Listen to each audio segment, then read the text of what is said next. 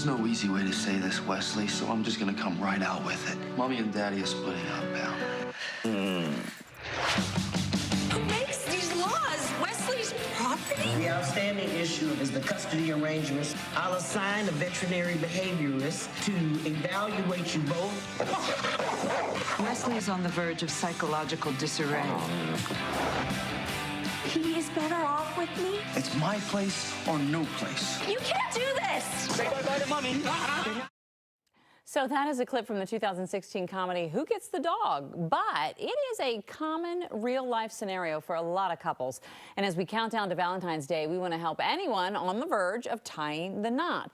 While prenups are known for couples splitting assets, more and more are including details about their pets. So this morning, family law attorney, Cipriani and Werner partner Tracy Coates joins us with tips on handling pets and prenups. Good morning. Good to see you, Tracy.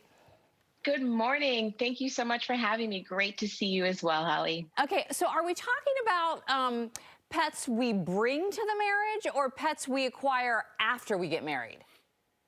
We're actually talking about both. If we're talking about prenups, then we're definitely talking about pets that you bring into the marriage.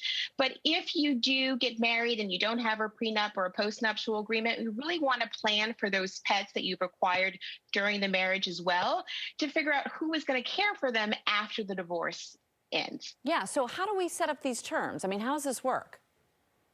You know, I always recommend that people definitely consult with one another and with their own attorneys in terms of setting up a prenuptial agreement. A prenuptial agreement on its face is a term that breaks down both parties.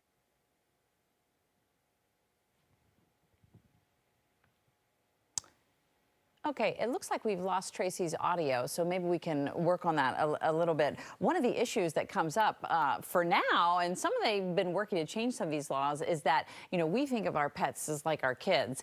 In the eyes of the law, though, they're just property. They're the same as like a couch. So it's really hard determining who gets what, and usually joint custody, not necessarily always a thing.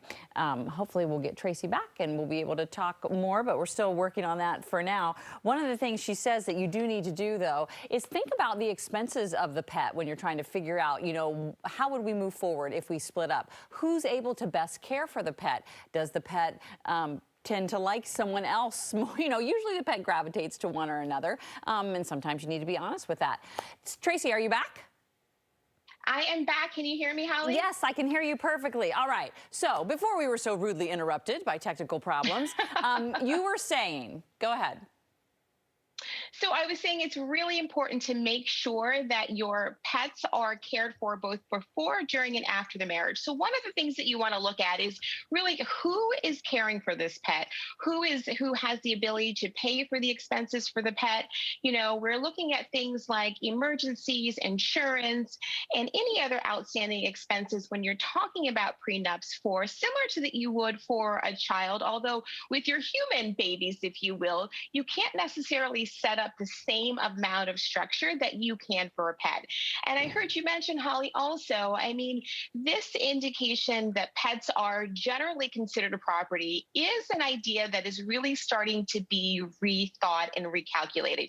For example, in the state of New York, they are now sort of doing more of a hybrid. They're doing a property interest, but they're also doing a close emotional family pet, and sort of bringing those two together to figure out what's the best for all in this scenario. Yeah, I'm really glad that they are rethinking it, because I actually have had several friends that have gone through the whole, you know, the attorney saying to them, look, I'm sorry, but your dog's just another piece of property in terms of splitting things up, but that's not how we view it. So it is something that's evolving, but I guess it is important to have these kind of conversations before you even get the dog. It would seem like to me if you bring a dog into the relationship, you should get to leave with that dog. But I mean, I don't know. But getting the dog after the fact is where the waters become a little bit muddied.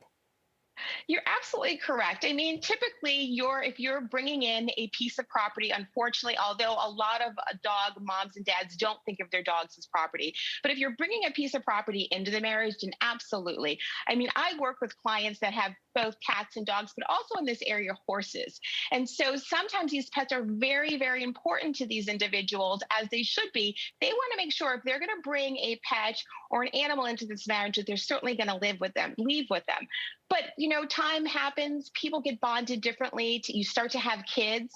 And so when we're talking about pets, sometimes even with custody situations, pet schedules will tend to mirror that of the children. So if mom has the children on, say, a Monday or Tuesday, and then the dog or cat may trail the children on Monday and Tuesday and then be back at dad's house as well. Tracy, it's all so complicated. It's always so complicated. It is, but that's what we're here for. Right. And so we will try to make it as painless as possible. That's the importance of talking about it before the emotions get involved. Tracy Coates, thank you. As always, you're super helpful. Take care. Thank you so much, Holly.